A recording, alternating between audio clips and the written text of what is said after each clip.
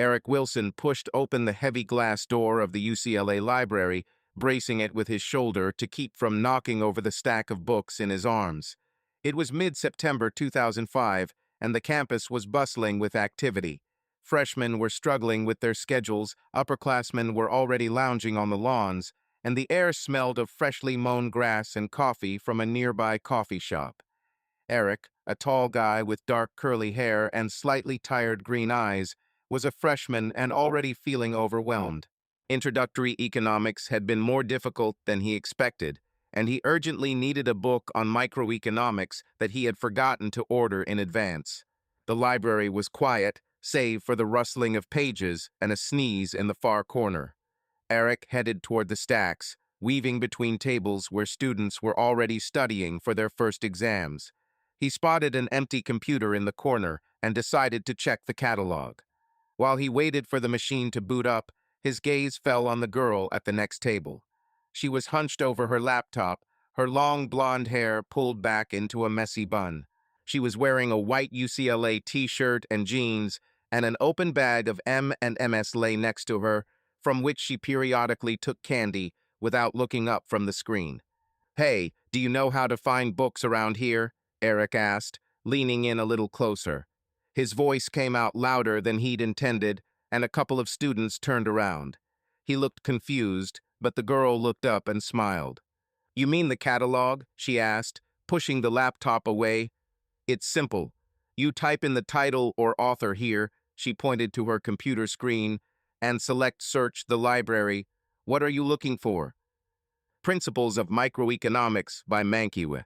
The teacher said that without it, I would fail. Eric grinned, trying to hide his awkwardness. "And what, have you already settled in here?" She laughed, and her laugh was light, as if she were genuinely amused. "Well, let's just say I spent a couple of hours here yesterday trying to figure out how not to drown in this sea of books. I'm Lisa, by the way, Lisa Davis." Eric Wilson, he extended his hand, but immediately realized it looked too formal and lowered it, scratching the back of his head. "So you're a freshman too?" "Yeah, marketing. And you?" "Economics. Although, honestly, I already regret that I didn't choose something simpler, like psychology." He nodded at her laptop. "Are you already doing your homework? The week has only just begun." Lisa rolled her eyes, but her smile didn't fade. "This isn't an assignment. I'm trying to make a schedule so I don't have to run across campus between classes. I have psychology at one end and history at the other. It's a mess." "Oh, I sympathize. I have economics and math in the same building, but it still feels like I'm running a marathon every day." Eric finally sat down at the computer and started typing the title of the book. "Listen, where are you from? You don't look like you're from Los Angeles." "Because I'm from San Diego." "And you?" Lisa took another candy and handed the pack to Eric. "Help yourself." "Thanks," he said, taking a couple of M&Ms. "I'm from Portland, Oregon, not Maine. Although everyone here thinks I'm from some backwater with nothing but forest and rain." "Well, San Diego isn't a big city either, so I get it." Lisa leaned back in her chair. "But here in Leh, everything is a bit too loud, you know. I'm not used to it yet." Eric nodded, watching the book information appear on the screen. "Yeah, the campus is like a separate city. I spent half an hour looking for the cafeteria yesterday, and then it turned out it was 2 steps from my dorm." Lisa giggled. "That's a classic. I got lost in the Royce building on my second day. I had to ask some professor for directions. I think he thought I wasn't from this university at all." Eric laughed, and the tension between them finally evaporated. He found the book in the catalog. It was on the 3rd floor. "Okay, I found what I was looking for. I'll go get this stupid book. Thanks for the help." "No problem." Lisa had already returned to her laptop, but looked at him. "If anything, I'll be here for another hour. Good luck with microeconomics." "Thank you," Eric said, standing up. "Maybe we'll cross paths again. Don't get lost." "I won't get lost," she winked, and Eric felt his cheeks flush slightly. The next day, Eric saw Lisa again, this time on the lawn in front of the main building. She was sitting on the grass with a friend, both eating sandwiches from paper bags. Lisa noticed him and waved. "Hey, economist, found your book," she called, putting down her sandwich. Eric, who was heading to the lecture, stopped and walked up to them. "Found it. Now I'm officially ready to fail the exam with a smart look. And what, have you settled in yet?" "This is Melanie." Lisa nodded toward her friend, a short girl with short dark hair. "She's in marketing too, but unlike me, she already knows where the cafeteria is." "Hi," Melanie smiled. "Lisa spent half an hour yesterday telling me how she helped some guy in the library. Was that you?" Eric raised his eyebrows at Lisa. "Seriously? I'm already a celebrity?" "Don't flatter yourself," Lisa nudged him with her elbow. "I just said you looked lost, like a puppy looking for its owner." "Oh, thanks for the compliment." Eric pretended to be offended, but couldn't help but smile. "So you've already become friends?" "Well, Melanie and I hit it off right away," Lisa shrugged. "She thinks the campus is a labyrinth too." "Right," Melanie nodded. "Yesterday I was almost late for the lecture because I mixed up the buildings." "And where do you live? In the dorm?" "Yeah, in Hedrick," Eric replied. "And you?" "We're in Sproul," Lisa said. "It's not a palace, but it's bearable. Although Melanie, the neighbor, snores like a tractor." "Lisa." Melanie nudged her in the side. "Don't give away my secrets." Eric laughed. "Okay, I'll remember. Don't move in next to Melanie's roommate. Listen, what are you doing tonight? Any plans?" Lisa exchanged glances with Melanie. "Well, we were going to the cafe across the street. It seems like they have decent coffee and it's not too noisy. Want to come with us?" Eric thought for a second. He had a lot of things to do, his notes to go through, a letter to his parents to answer, but the prospect of spending the evening with Lisa seemed far more interesting. "Yeah, let's do it. What time?" "At 7, said Lisa. "The cafe is called Bint's. Don't be late, economist." "I won't be late," Eric promised, already feeling that this evening could become something special. Beans was cozy, with wooden tables, soft lamplight, and the smell of freshly brewed coffee. Eric arrived 5 minutes early and grabbed a table by the window. Lisa and Melanie showed up promptly at 7, both wearing jeans and UCLA sweatshirts. Lisa smiled when she saw Eric. "Well, are you lost?" she teased, sitting down opposite him. "I'm holding on for now," he replied, holding out the menu. "What will you take? I'm treating you." "Wow, what a gentleman." Melanie raised her eyebrows. "I'm in for a latte. And you, Lisa?" "Cappuccino. And maybe a muffin, if Eric is so generous." Lisa looked at him with a sly smile. "Okay, but only if you help me with microeconomics later," Eric joked, standing up to place his order. As he stood in line at the counter, Lisa and Melanie exchanged glances. "He's cute," Melanie whispered, "and he's clearly into you." "Oh, come on, we just met yesterday." Lisa rolled her eyes, but her cheeks turned slightly pink. "He's just friendly." "Yeah, right," Melanie chuckled. "I can already see him chasing you with an economics textbook." When Eric returned with the tray, they started chatting about everything. Professors who lectured like robots, weird campus traditions, the time Lisa almost fell into a fountain while trying to take a selfie. Eric told me about how he was forced to act in the school theater in high school, and he still remembers forgetting his lines on stage. "Seriously?" Lisa laughed, almost spilling her coffee. "And what did you do?" "I improvised," Eric shrugged. "I said something about pirates, although the play was about Shakespeare." The audience laughed for about 5 minutes. "I'd like to see it." Lisa wiped away tears of laughter. "You should show us your acting talents."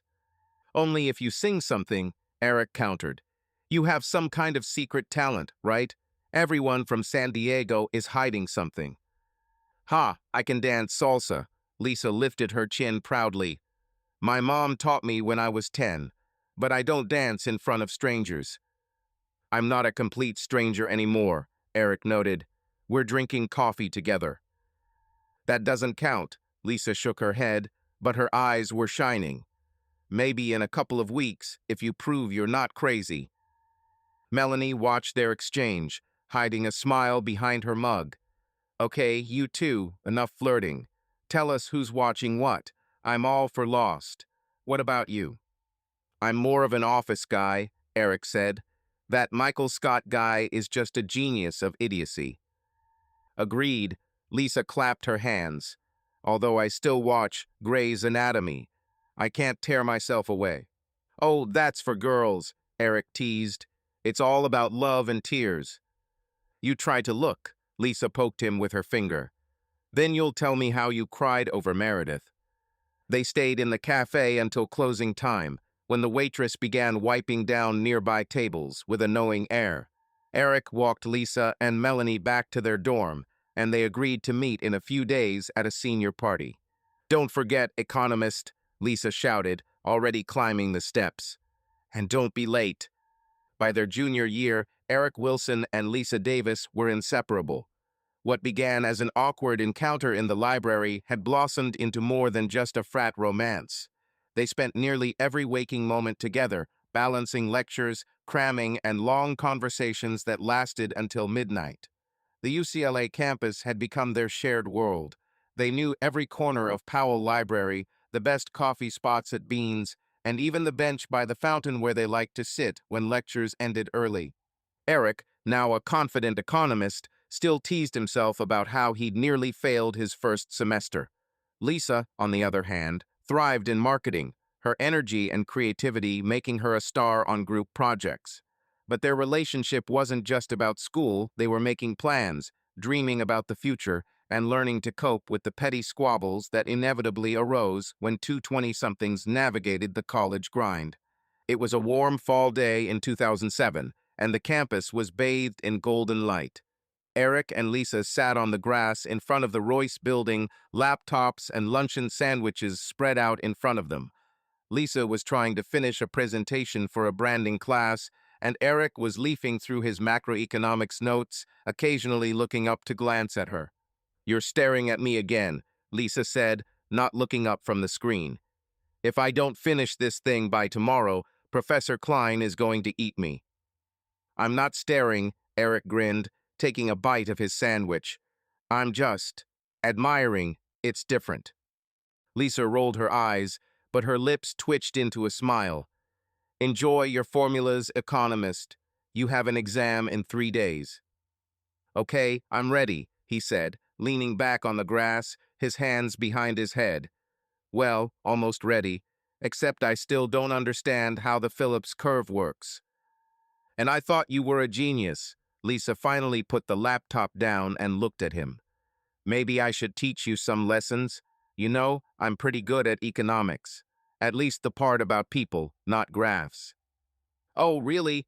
Eric raised himself up on his elbows. Then explain why I spend all my money on coffee for you, and you don't even say thank you. Because you want to be a gentleman yourself, Lisa poked him in the shoulder. And I say thank you. Sometimes. Sometimes, Eric mimicked. Okay, let's make a deal. You help me with the macros, and I'll take you to dinner on Friday. Somewhere normal, not a cafeteria. Lisa thought, tapping her finger on her chin. Sounds tempting, but only if it's Italian. I want pasta and tiramisu. Agreed, Eric extended his hand, and she slapped it as if making a contract. But we'll split the tiramisu in half. Don't even dream about it, Lisa laughed, and her laughter echoed across the lawn. On Friday night, Eric waited for Lisa outside the Sproul dorm. He had put on his best shirt, the blue one his mother had sent him for his last birthday, and had even tried to smooth down his curly hair, although it was still sticking out in all directions. Lisa came out 10 minutes later, wearing a black short-sleeved dress and her hair down, curling slightly at the ends. Eric froze, forgetting what he wanted to say. What? Lisa stopped, looking at him. Is there something on my face? No, it's just. You look great, he managed, feeling his cheeks burn. Let's go, or we'll be late. They went to a small Italian restaurant in Westwood that Lisa had found online. It was cozy, with checkered tablecloths and candles on the tables. They ordered pasta carbonara and tiramisu, as promised, and spent the evening chatting, jumping from one topic to another. "Listen, do you really want to work for some big corporation?" Lisa asked, twirling spaghetti on her fork. "I thought you were more into startups." Eric shrugged, sipping his wine. "I don't know. Startups are cool, but they're risky, and I don't want to spend my whole life worrying about where I'm going to get rent money. What about you? Are you going to be forever coming up with shampoo commercials?" "Hey, don't touch my shampoo," Lisa playfully poked him with her fork. "Actually, I want something of my own, maybe an agency, or something related to events. I like it when people get together and have fun." "It suits you," Eric nodded. "You're like a battery. You charge everyone." "And you're like a calculator," Lisa giggled. "You calculate everything, but you're still cute." "Nice calculator," Eric raised an eyebrow. "Is that a compliment?" "The best." Lisa winked, and they both laughed. After dinner, they decided to take a stroll through Westwood. The streets were filled with students heading to parties and couples just enjoying the warm evening. Eric took Lisa's hand, and she didn't pull away. "You know, I'm glad I spoke to you in the library that time," he said, looking at her. "Otherwise, I'd still be struggling with the catalog." "I'm glad you weren't a bore," Lisa replied, "although I'm still waiting for you to show off your acting talents." "Oh, I'll show you." Eric stopped and made a dramatic bow. "Lady Lisa, let me walk you to your castle." Lisa laughed so loudly that passers-by turned around. "You're unbearable, Wilson." A couple of months later, their relationship became even more serious. Eric introduced Lisa to his family when they came to Portland for Thanksgiving. His mother, Linda, immediately took a liking to Lisa for her openness and the way she helped in the kitchen with the turkey. Eric's younger brother, Jake, didn't miss the chance to tease him. "So, Eric, are you officially henpecked now?" Jake asked as they set the table. "Shut up, kid," Eric nudged him with his elbow. "Better tell me when you're finally going to find yourself a girlfriend." "When Lisa leaves me, I'll take her place." Jake winked at Lisa, who just walked in with a bowl of mashed potatoes. "Dream on, Jake," Lisa grinned. "I'm busy with your brother for now." "Oh, she got you," Linda laughed, looking at Jake's blushing face. "Lisa, you really should come over more often." "I'll think about it," Lisa smiled, feeling at home. When it was Eric's turn to travel to San Diego to visit Lisa's family for Christmas, he was a little nervous. Her parents, Tom and Carol, were warm and welcoming, but Eric still felt under a microscope. Over dinner, Tom peppered him with questions about his future plans. "So, Eric, you want to be an economist?" Tom asked, slicing into his roast beef. "What, you're going to sit in an office and count money?" "Well, not exactly." Eric cleared his throat, trying not to look confused.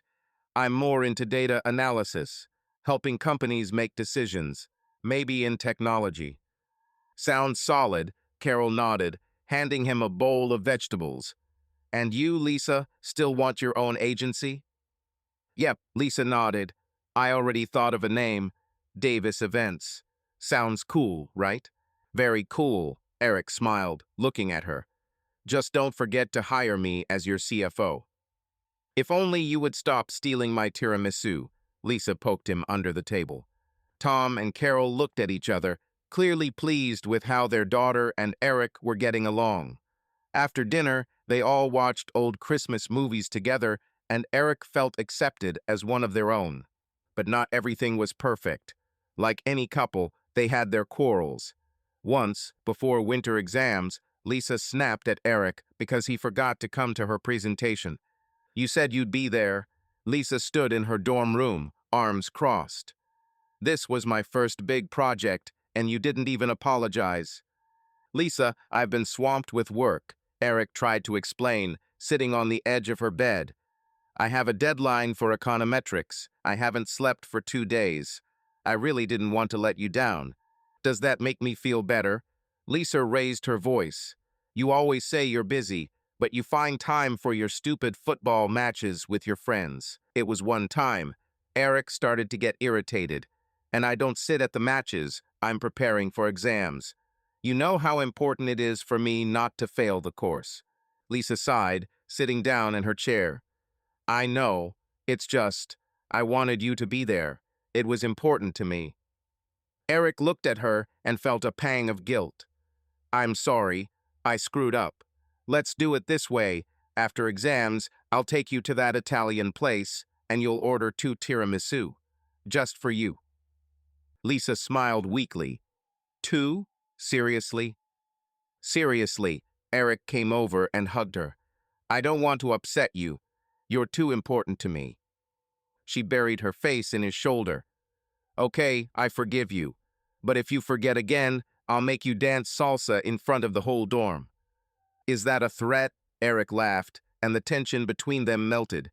By the end of their 3rd year, their relationship had become even stronger. They learned to cope with minor conflicts, supported each other during exams, and even began to talk about what would happen after graduation.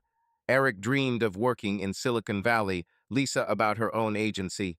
They did not know what awaited them in the future, but they were sure that they would cope with any difficulties as long as they were together. Eric often found himself thinking that Lisa was the person he was with, wants to spend his whole life with. Her laughter, her energy, her ability to find joy in the little things, all of this made him happier. Lisa, in turn, appreciated Eric for his reliability, for the way he made her feel special, even on the most ordinary days. Their love was blossoming, and they were sure that nothing could destroy it. By their senior year at UCLA, Eric Wilson and Lisa Davis were the couple all their friends were talking about. They'd survived 3 years of ups and downs, finals, parties, and arguments over whose turn it was to wash the dishes in the rented apartment they shared with Melanie and another friend. Their relationship had become part of their identity. Eric and Lisa, Lisa and Eric always together, always in harmony, even when they fought over little things like who left the empty pizza box on the counter. The spring of 2009 was their last semester, and the air was thick with a mix of anticipation and anxiety. Graduation, job searches, and the uncertainty of the future hung over them, but they were confident that they could get through it if they stuck together. Eric had already received a job offer as a data analyst at a tech company in Silicon Valley. The pay was modest, but decent for a startup in Palo Alto. Lisa, with her marketing degree, had interviewed at an ad agency in San Francisco and was promised a position as a junior project manager. They often discussed how they would live after graduation. Lisa joked about taking the train to work, and Eric joked about finding them an apartment with a view of the bay, although both knew that was out of their price range yet. One April evening, they were sitting in their favorite café, beans, sipping coffee, and discussing plans. Lisa was scrolling through her laptop, showing Eric options for apartments in San Francisco, and he was trying not to panic about the prices. Look, this one's not bad. Lisa turned the screen towards him. 1 bedroom, a normal kitchen, and it's a 20-minute walk to the office. Eric whistled, looking at the number. $2,000 a month. Lisa, that's more than my budget for 6 months. Well, we'll both pay. She nudged him with her elbow. You're not going to leave me to live in a box under a bridge, are you? No, I'll find you a better box, Eric grinned. But seriously, maybe we should start with something simpler. Palo Alto is cheaper, and it's closer to work for me. Lisa sighed, leaning back in her chair. I know, but San Francisco is so vibrant. There's always something going on, and Palo Alto is like a suburb for programmers. Hey, I'm almost a programmer. Eric pretended to be offended. And besides, there are cool coffee shops there. We'll find a new beans. Okay, you've convinced me, Lisa smiled, but her eyes were serious. It's all so weird, right? In a couple of months, we won't be students anymore. Real life is starting. Eric nodded, looking at her. He felt the same way, a mixture of excitement and fear. But most of all, he was sure of one thing. He wanted Lisa by his side, no matter what.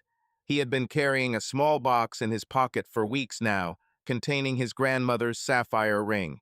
His mother had given it to him for Christmas, whispering, I see the way you look at Lisa. This is for her if you dare. Eric decided it was time. Listen, he cleared his throat, feeling his heart beat faster. I have an idea. Let's go somewhere for the weekend. Just you and me. No laptops, no resumes, no fuss. Lisa raised her eyebrows. Where to? We have deadlines. Carmel, Eric said, trying to sound casual. It's beautiful there, by the sea. I booked a hotel room. Well, not exactly a palace, but cozy. Carmel. Lisa looked at him suspiciously. What, you're a millionaire now and you're hiding it from me? No, I just saved on coffee, he winked. So, shall we go? Saturday, Sunday. Emily will stay with her parents. They have already agreed. Lisa thought about it, but a smile lit up her face. Okay, I'm in.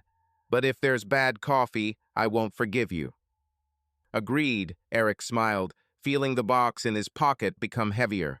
On Friday night, they loaded their bags into Eric's aging Honda Accord and headed to Carmel.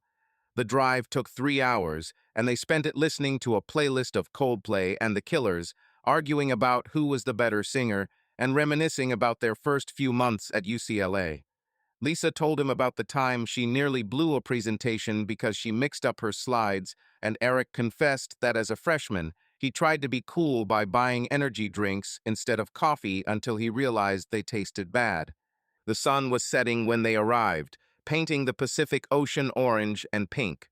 The hotel was small, with wooden balconies overlooking the beach. Their room was on the second floor, with a king-size bed and a window overlooking the waves. Lisa dropped her bag on the floor and ran straight out onto the balcony. Eric, did you see that? She shouted. It's just like in a movie. Eric walked up to her, hugging her from behind. Yeah, I knew you'd like it. We'll go for a walk on the beach tomorrow, and I've booked a table at a restaurant tonight. Restaurant? Lisa turned to him, narrowing her eyes. You're definitely up to something. You never make reservations in advance. Maybe I just want to impress you, Eric shrugged, trying not to show his nervousness. You're my girlfriend, I can. Lisa laughed and kissed him on the cheek. Okay, go ahead and impress. But I'm hungry, so let's order some room service. They ordered pizza and a bottle of cheap wine, which was surprisingly tasty.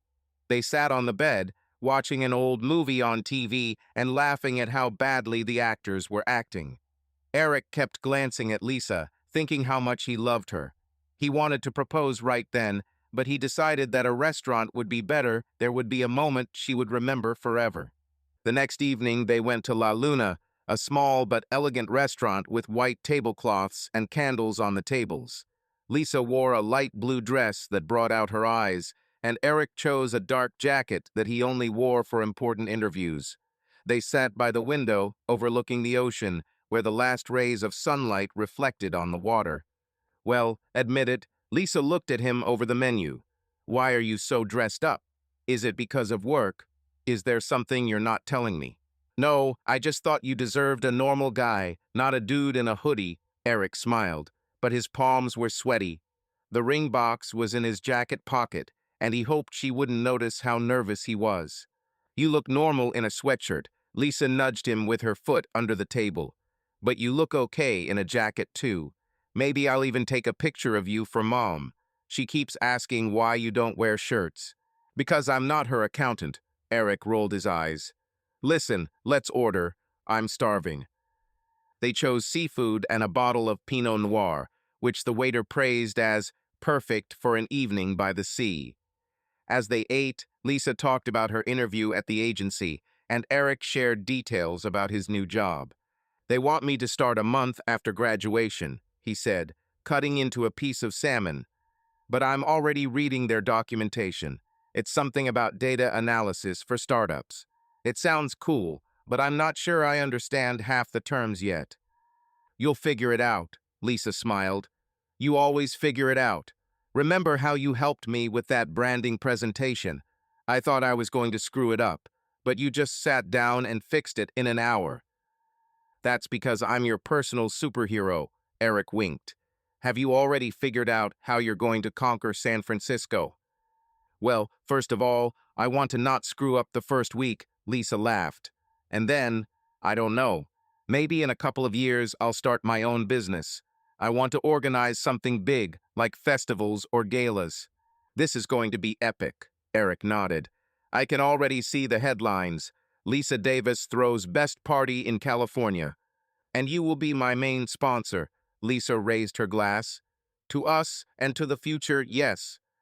To us, Eric clinked glasses with her, feeling the moment approaching.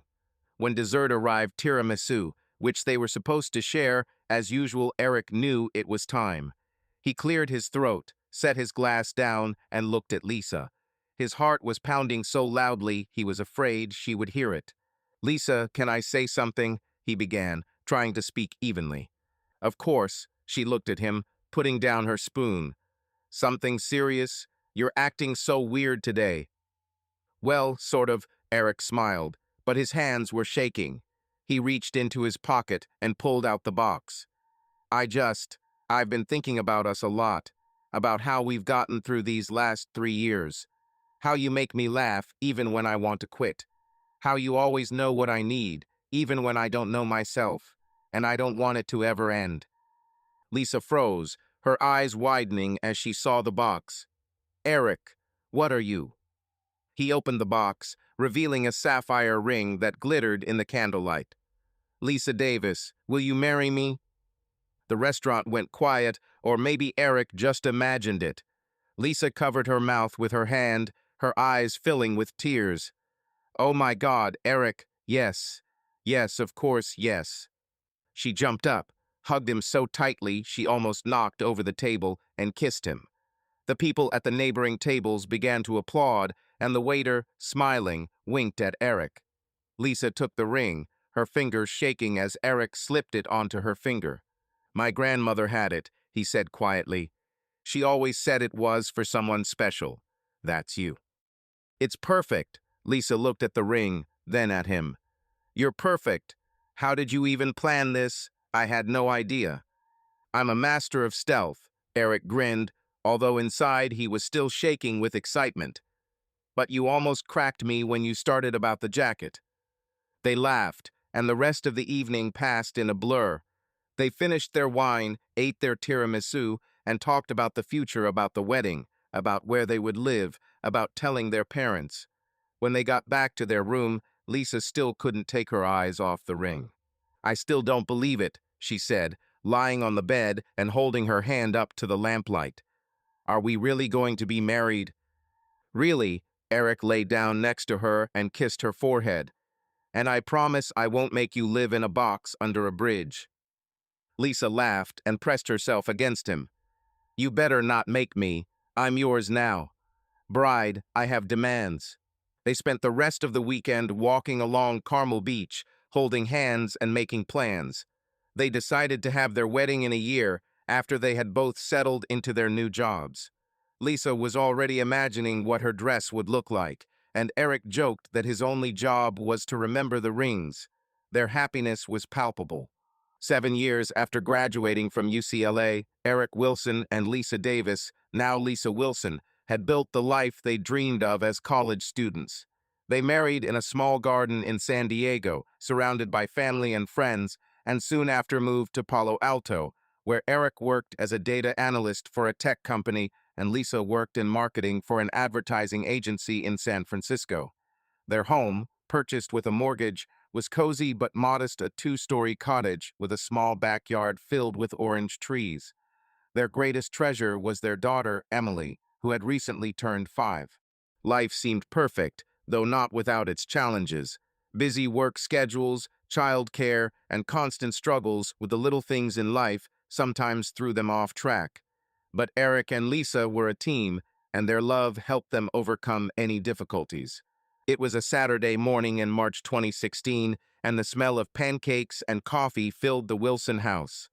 Eric stood at the stove, flipping a heart-shaped pancake for Emily, who was sitting at the kitchen table drawing with markers. Lisa, in a sweatshirt and jeans, was sorting through her mail while trying to answer a work email on her phone. Emily, do you want syrup or berries? Eric asked, looking at his daughter. Her dark curls, inherited from him, bounced as she concentrated on drawing a rainbow. "Berries!" Emily shouted, not looking up from the sheet. "And can I have 2 strawberries?" "2." Eric pretended to be surprised. "And you won't burst?" "Daddy, I'm a big girl." Emily looked at him seriously. "I'm already 5." "Wow, 5 whole ones." Eric winked and put the pancake on the plate. "Lisa, are you going to eat, or are you on your coffee diet again?" Lisa looked up from her phone and rolled her eyes. "It's not a diet, it's just me trying not to die from lack of sleep. And yes, I'll have a pancake, but no syrup, it's too sweet." "Whatever you say, boss." Eric placed the plate in front of her and kissed the top of her head. "Though I know you'll still steal Emily's strawberries." "I won't steal." Lisa poked him in the side. "Well, maybe one." Emily giggled. "Mom, you always steal my berries." "This is a tax for giving birth to you." Lisa winked at her daughter, and all 3 laughed. While they ate, Eric talked about his new project at work. His company was building a platform to analyze startup data, and he'd recently been promoted to senior analyst. That meant more responsibility, but also more money, which was a good thing, considering his mortgage. "They want me to lead a team on a new client," Eric said, sipping his coffee. "Some startup making a travel app. Sounds interesting, but I can already feel the gray hairs coming on." "You're already half gray," Lisa teased, poking him with her fork. "But seriously, that's cool. You always wanted to have more influence on projects." "Yeah, but I don't want it to eat up all my time." Eric looked at Emily, who was now coloring the sun. "I want to be home with you, not living in the office." "We'll manage." Lisa put her hand on his shoulder. "You know I'm a master at juggling time." But Lisa herself felt her job was getting tougher. Her agency had taken on a big contract with a restaurant chain, and she was in charge of the marketing campaign. That meant late nights, weekend calls with clients, and constant pressure.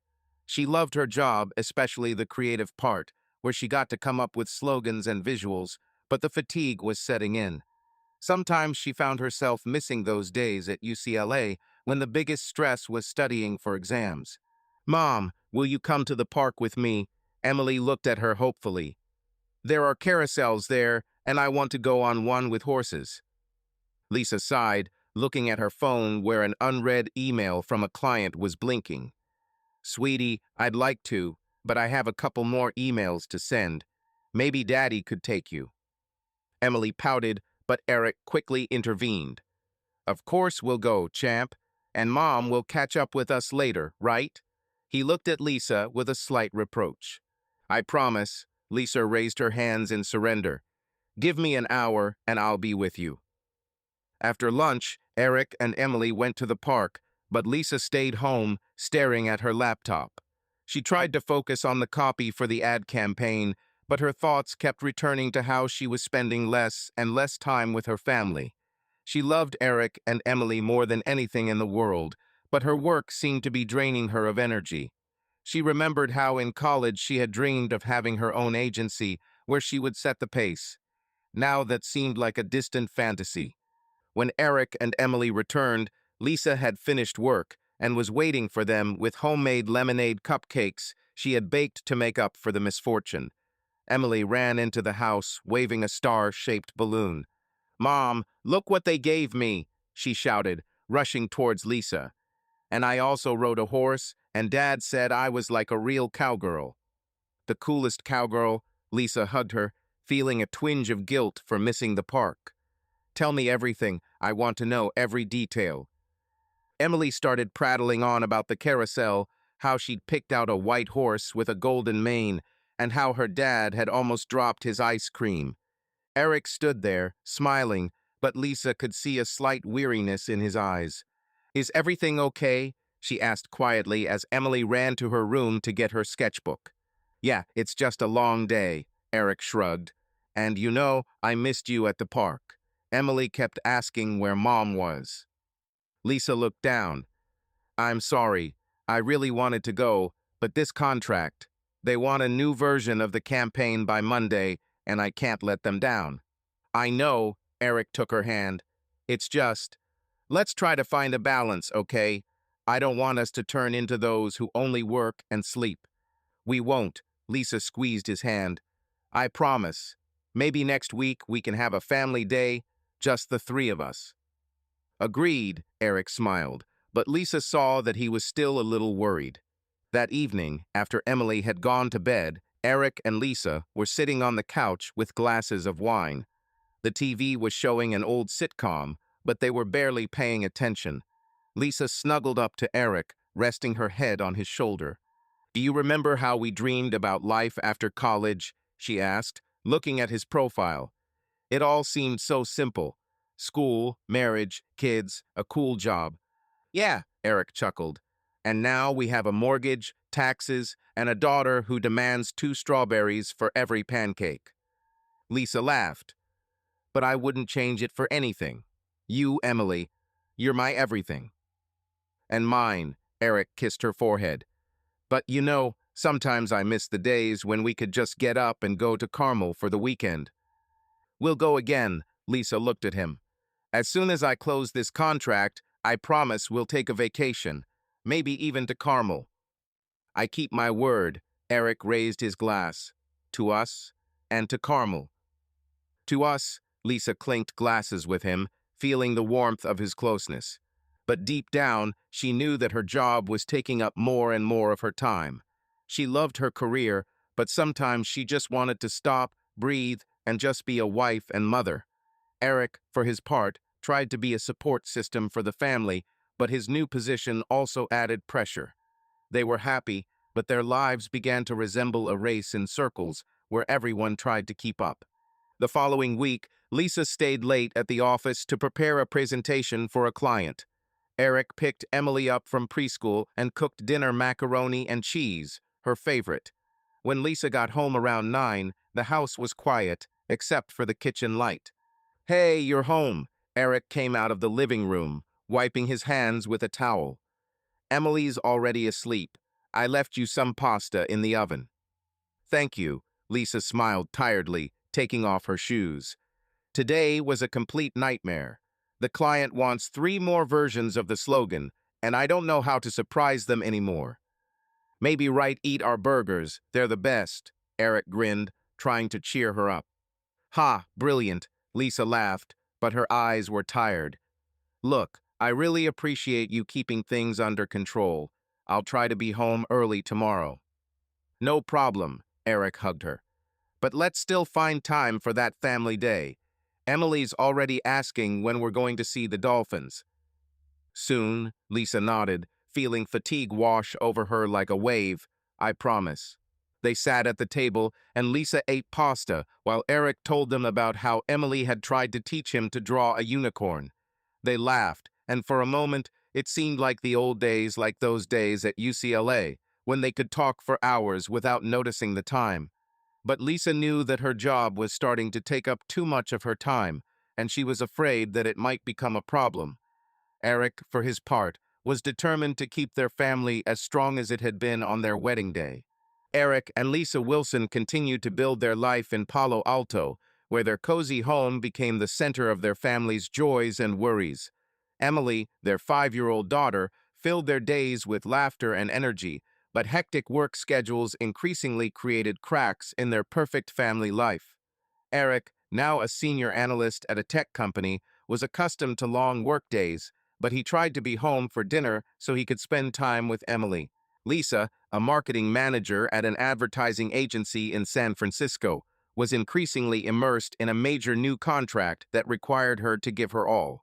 Her enthusiasm for her work was infectious, but fatigue was setting in, and she began to feel disconnected from her family. That's when David Crow, the man who would unwittingly change everything, entered her life.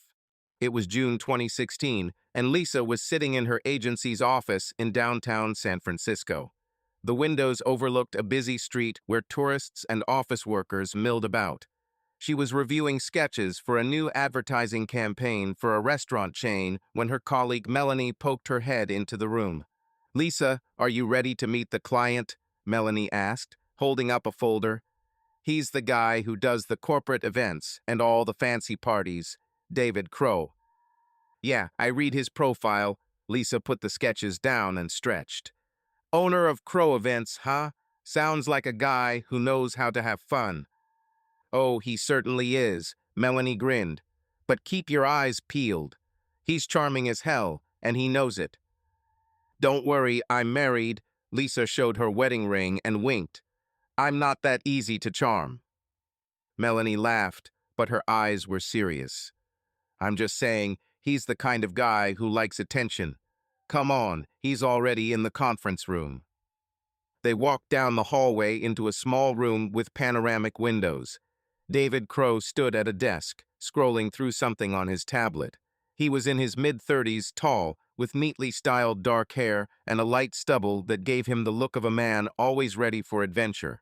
He wore a dark blue suit with no tie, and his shirt was unbuttoned to the top button, giving him a relaxed but confident appearance. Good afternoon, ladies. David looked up and smiled, revealing even white teeth. I'm David Crow. Pleased to meet you. Lisa Wilson. Lisa extended her hand, feeling his warm palm linger on hers for a moment. This is Melanie, my partner on the project. Great, David nodded at Melanie, but his gaze returned to Lisa. I hear you're the best in town when it comes to marketing. I need a campaign that's going to blow up the market. My company does galas and corporate events, and I want everyone to talk about us. Lisa opened her laptop and began the presentation she had been preparing all week. We've studied your audience, she began, showing the slides. Your clients are Silicon Valley companies, startups, charities. We offer an emphasis on exclusivity. Crow events are not just parties, they are events that people remember for a lifetime. David listened attentively, sometimes nodding, sometimes asking questions. How do you make it so it doesn't look pretentious? I want people to feel comfortable, not like they're at the Oscars.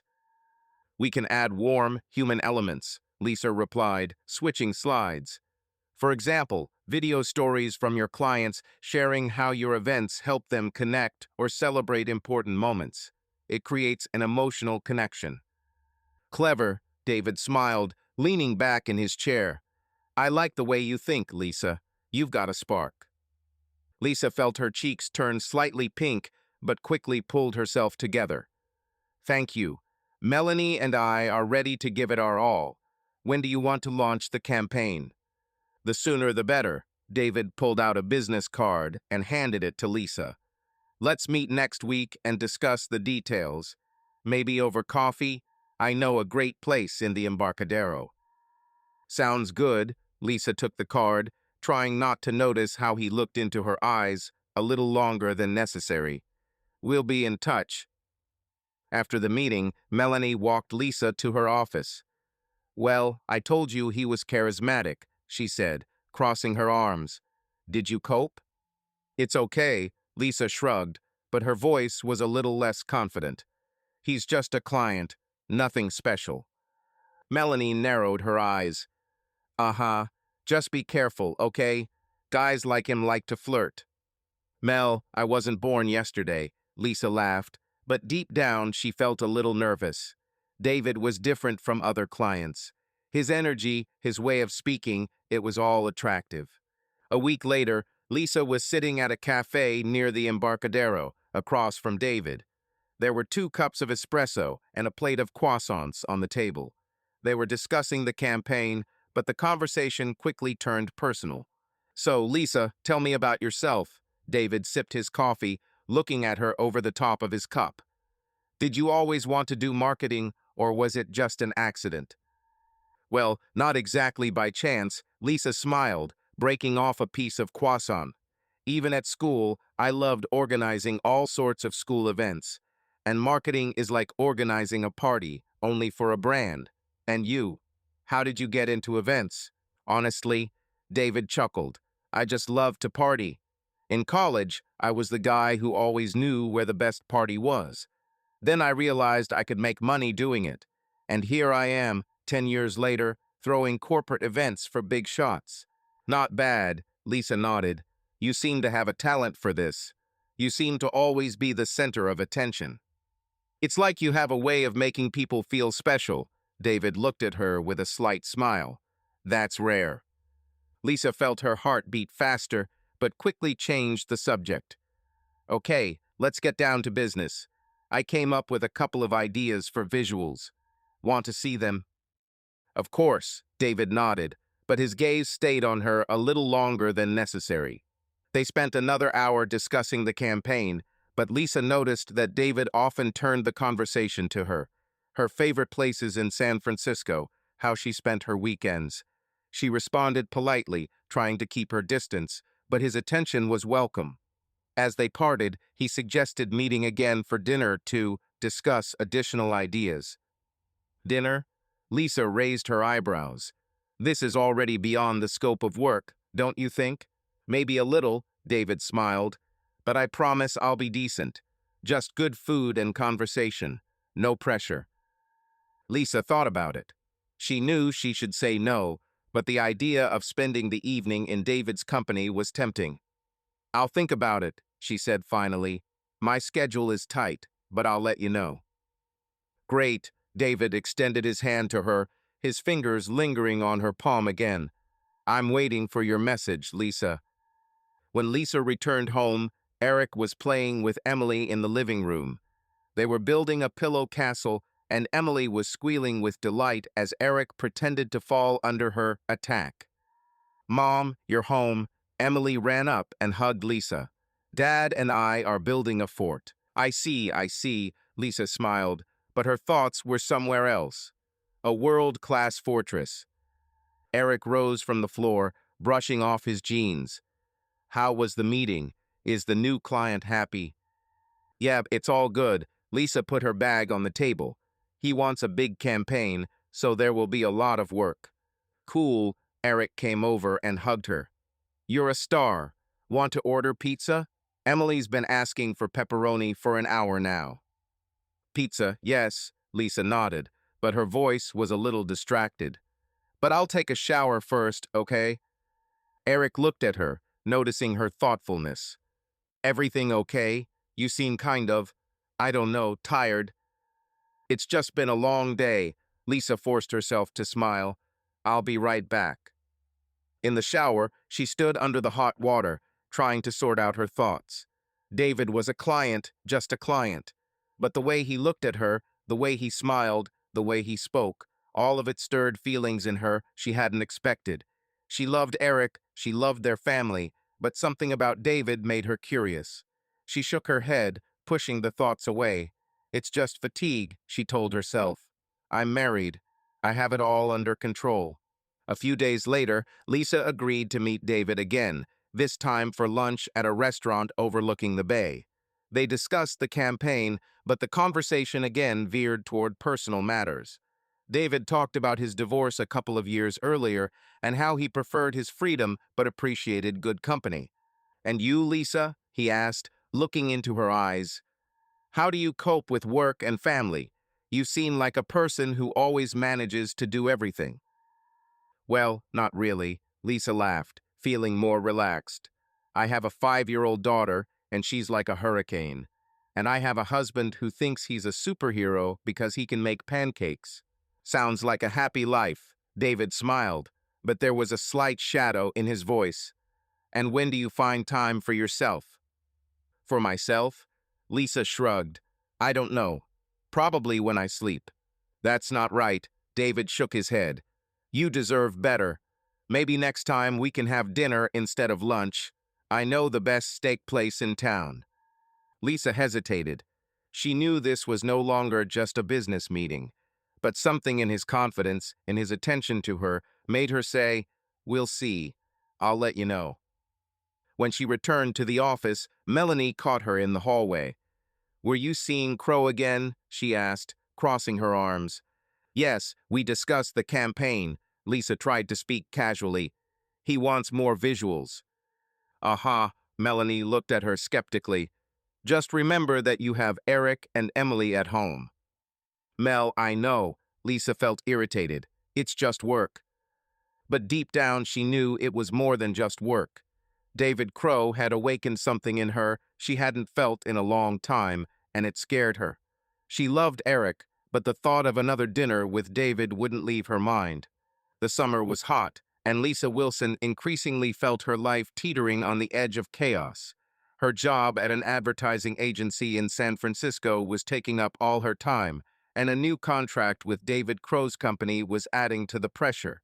At home, Eric and their 5-year-old daughter Emily were her rock, but Lisa increasingly found herself losing touch with her family.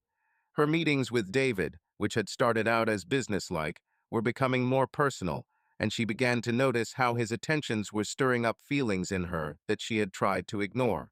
Melanie, her friend and colleague, saw what was happening and decided it was time to intervene. Lisa, lost in her thoughts, was not ready for a conversation that could change the way she saw herself. It was a hot July day, and Lisa was sitting in her office, reviewing final layouts for a campaign for Crow events. The window was open, but the breeze coming in off the bay did little to keep the heat out. She had just returned from another meeting with David, this time to discuss the launch of an advertising campaign at a restaurant overlooking the Golden Gate Bridge. The conversation, as usual, had drifted smoothly from work to personal topics. David told her about his trip to Italy, and Lisa shared a story about how Emily had tried to teach their cat to skateboard. They laughed, and Lisa found herself loving how easy it was for her to be around him. But every time she returned home, she felt a twinge of guilt, even though she assured herself that nothing terrible was happening. Melanie knocked on the door and walked in uninvited, holding 2 cans of Coke. "Gotcha," she said, setting one can on Lisa's desk. "You look like you need a break." "Thank you." Lisa opened the can and took a sip. "It's like all the clients today decided to test my strength." "Yeah, one in particular." Melanie sat on the edge of the table, crossing her arms. Her dark hair was pulled back into a high ponytail, and her gaze was more serious than usual. "Lisa, can I tell you something? As a friend?" Lisa tensed, feeling that this would not be an easy conversation. "Of course. What happened?" Melanie sighed, looking her straight in the eye. "I see the way you act with David Crow. All the coffees, the lunches, the dinners. You say it's work, but I'm not blind. And you're not blind either." Lisa felt her face grow hot. She put the can down and crossed her arms. "Mel, this is really a job. We're just discussing the campaign. He's a client, not my boyfriend." "Lisa, don't lie to me." Melanie leaned closer. "I've seen the way he looks at you, and the way you smile when he's around. This isn't about the campaign. This is something else, and you know it." "You're exaggerating." Lisa tried to smile, but her voice wavered. "He's just charismatic. That's his style. It's not like I'm chasing after him like a schoolgirl." "Maybe you don't," Melanie shrugged, "but you let him get closer than he needs to. Tell me honestly, would you sit with other clients at dinner until 10 o'clock at night like that?" Lisa fell silent. She remembered her last dinner with David at a restaurant on the bay. They had ordered wine, talked about music, his travels, her dream of opening her own agency. He had said she could partner with him in business if she wanted. It had been flattering, and it had made Lisa feel special. But now, with Melanie looking at her, she suddenly realized how far she had come. "I'm married, Mel," she said quietly, looking down at the table. "I love Eric. And Emily, I would never do anything to let them down." "I know you love them." Melanie softened her tone. "But these things don't start with you planning to ruin everything. They start with the little things. With coffee, with smiles, with the feeling that someone new sees something in you that you feel is missing at home. I just don't want you to regret it later." Lisa felt a lump in her throat. She wanted to protest, to say that Melanie had made it all up, but the words stuck. Instead, she said, "I'm under control. Really, it's just, he's interesting, but I know where the lines are." "Okay," Melanie nodded, but her eyes were skeptical. "Just think, Lisa, Eric's a great guy, and Emily doesn't deserve to see her mom get caught up in something she'll regret. If something's wrong at home, talk to him. He'll listen."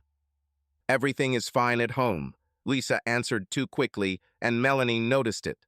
"Okay," Melanie stood up, picking up her can of Coke. I just want you to be honest with yourself and with him. If anything happens, I'm here for you." As Melanie left, Lisa leaned back in her chair, staring at the ceiling. Her thoughts were a mess.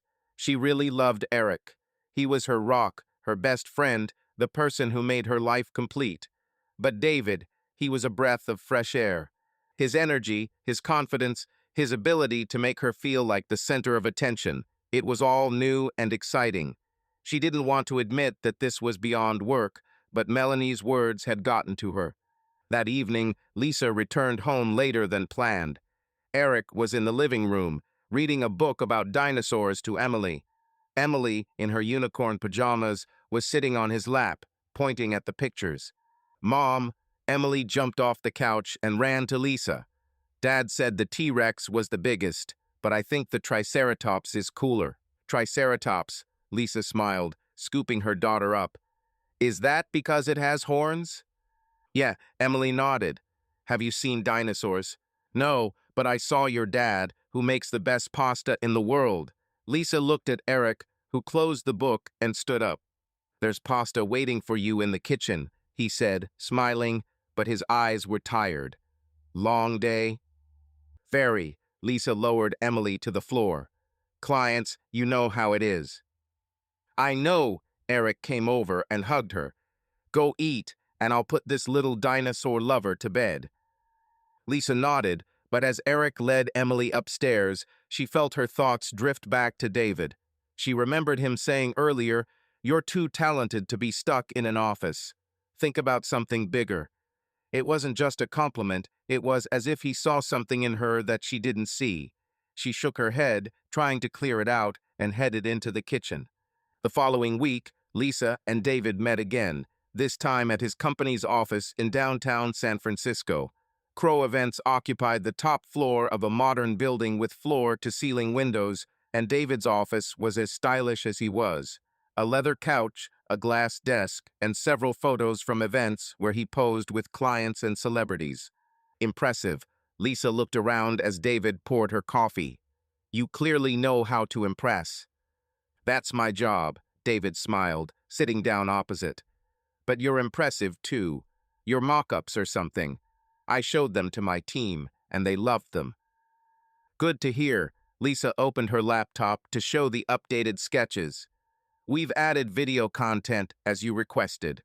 Here are some options."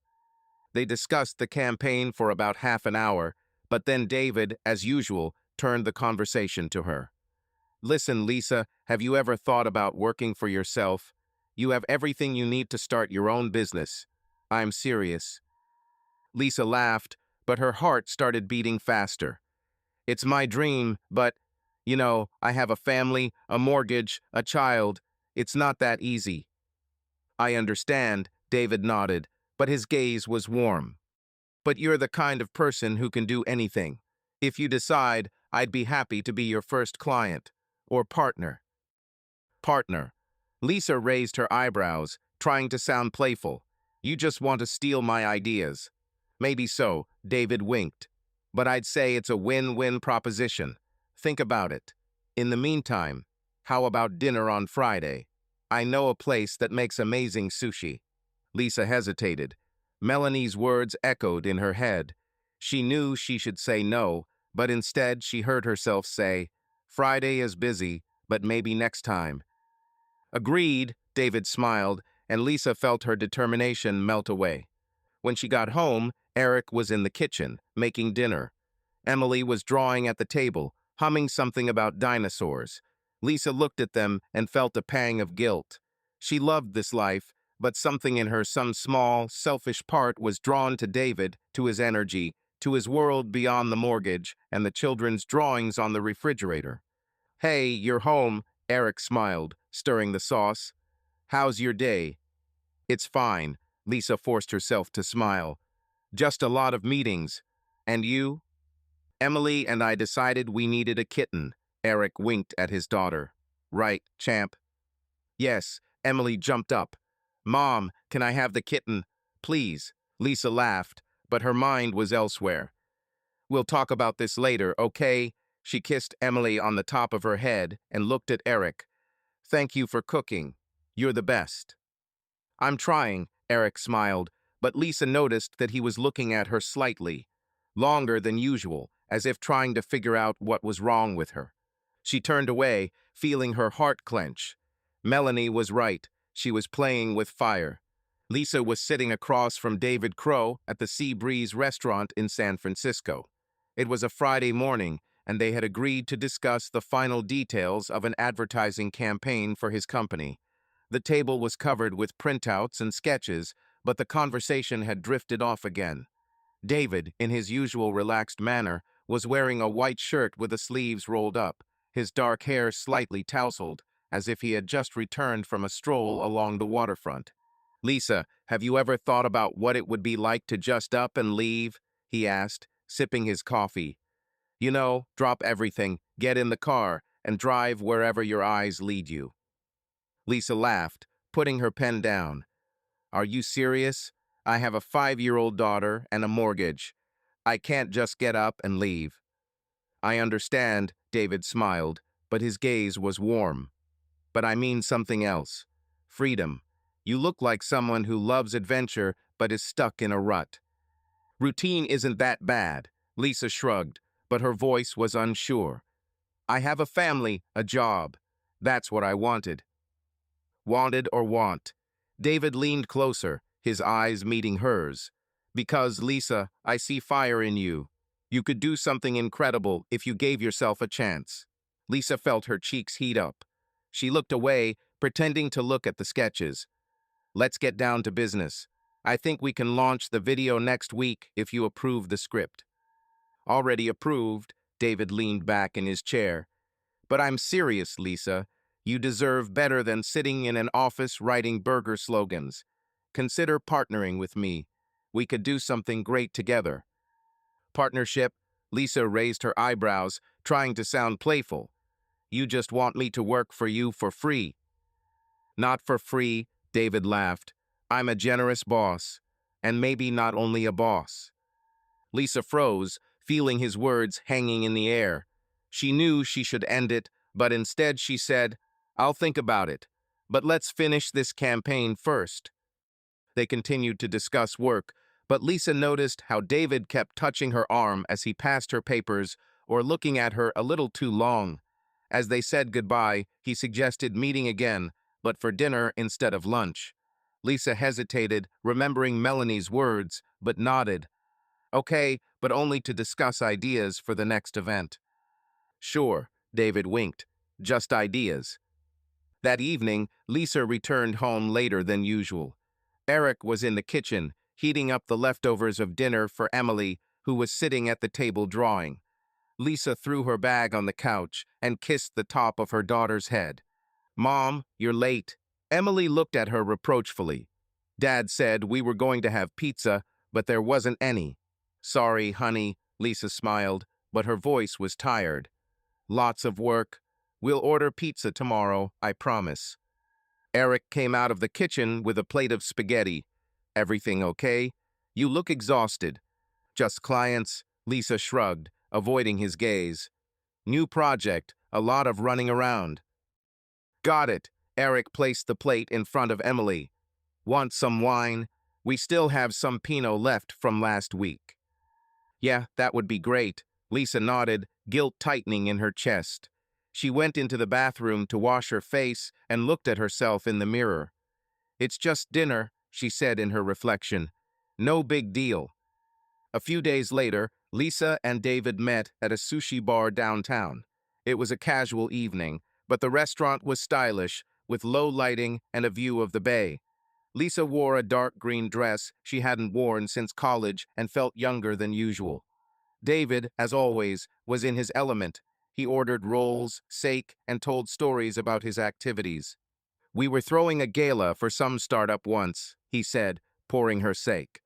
And at the last minute, their sponsor pulled out. We had to find a new one overnight. I thought I was going to go gray. And how did you do? Lisa smiled, sipping her sake. Her cheeks were already warm from the alcohol. Improvisation, David shrugged. And a little charm. It always works. Oh, of course, you're a master of charm, Lisa laughed, but felt his gaze linger on her. Listen, are you always so confident?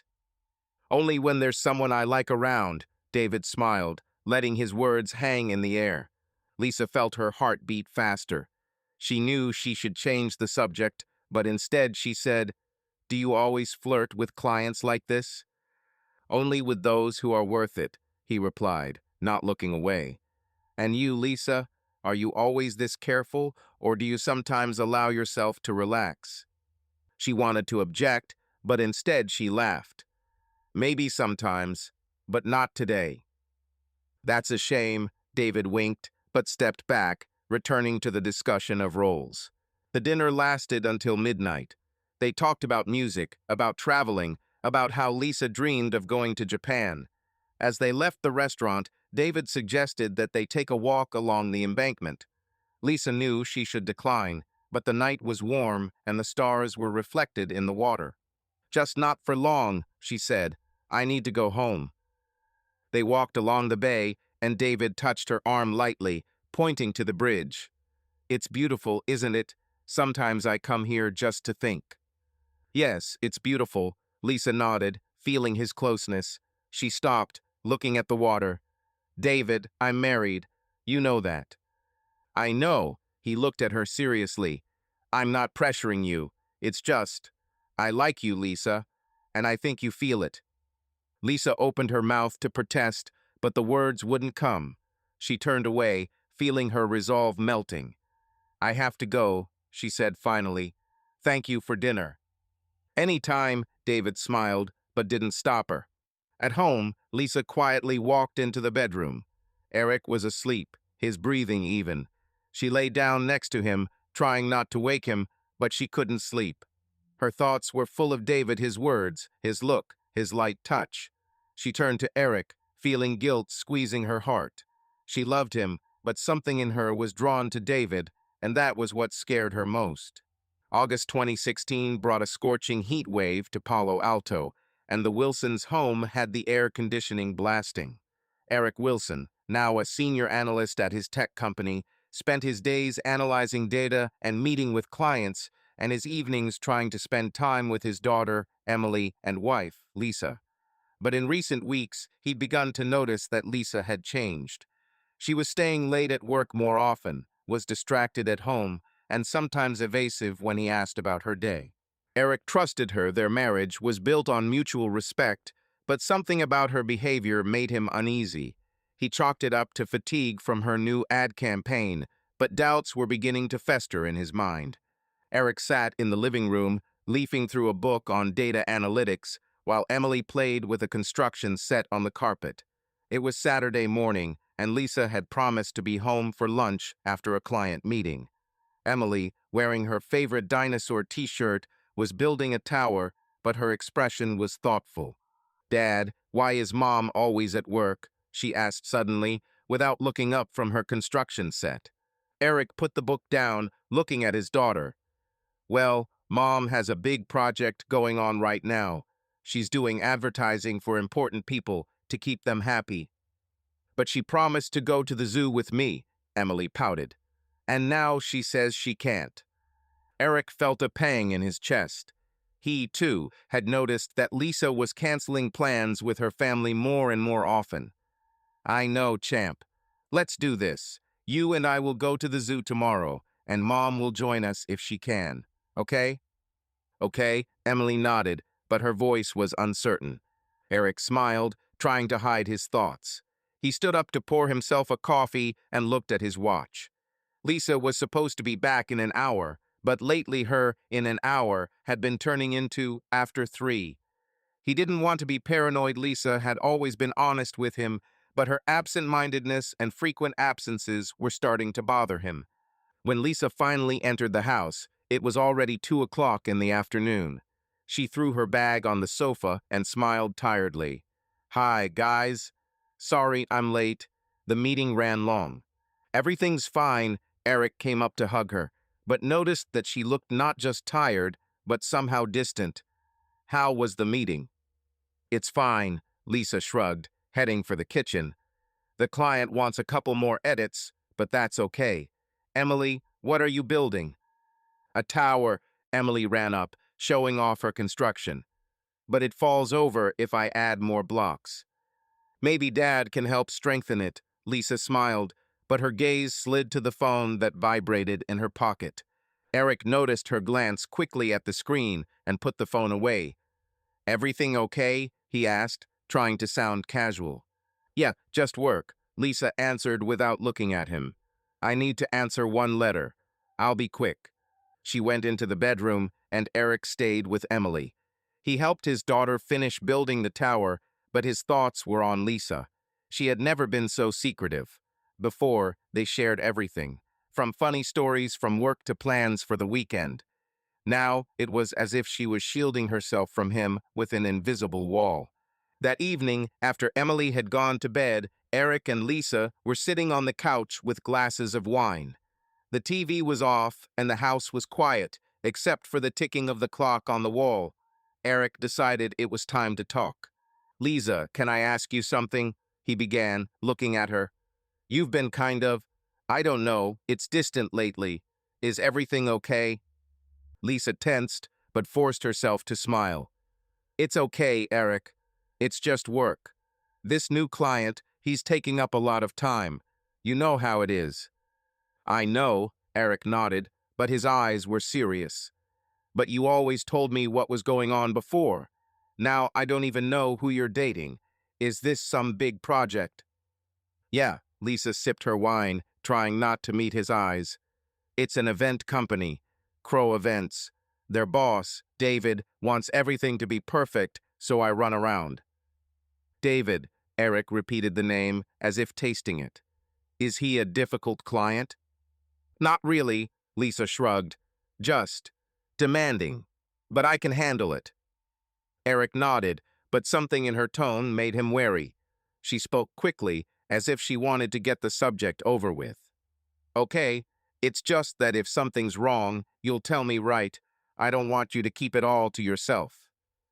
Of course, Lisa smiled, but her smile was strained. Everything is under control. She leaned over and kissed him, but Eric felt that the kiss was more automatic than sincere. He hugged her, but questions began to swirl in his head.